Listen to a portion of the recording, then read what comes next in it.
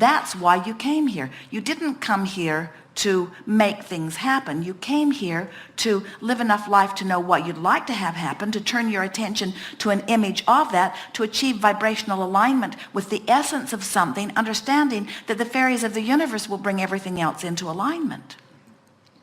Esther's been saying for a while how interesting it is to her that when something is the next logical step, she doesn't feel any strong rush about it. In other words, it's just the next logical step.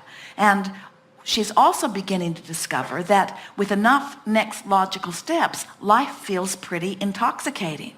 In other words, she can hardly get the grin off her face. With so many, that's the way you intended to come forth. You didn't come forth to pay a price. You didn't come forth to make things happen. You came forth for the sheer exhilaration of expansion, which is utterly natural to you.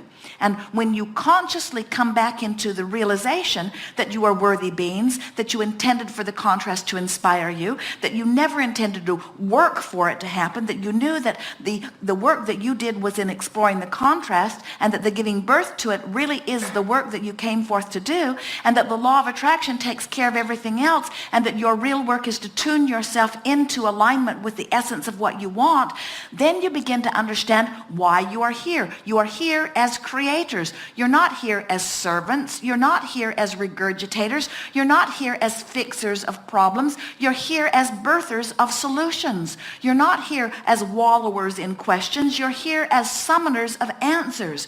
You are the leading edge summoning life forward. But you're not doing it because life needs to be summoned forward. That is inevitable. You're doing it because the summoning of life forward feels so very, very good, you see.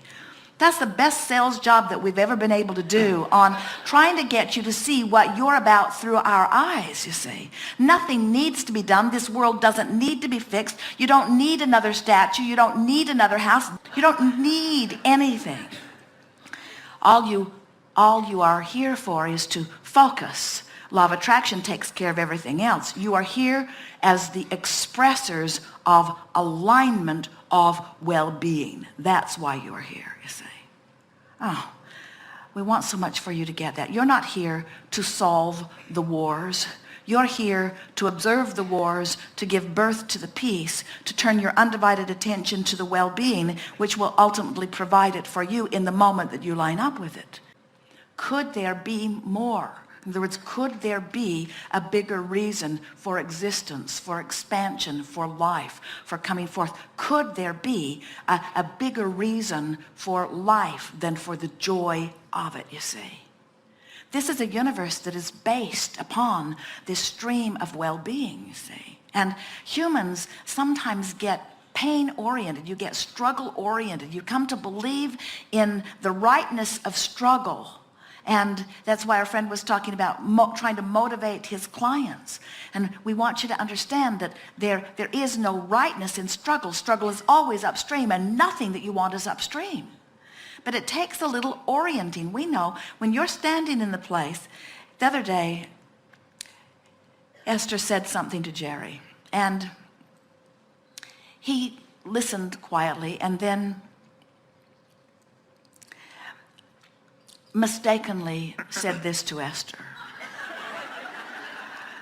That sounds upstream to me.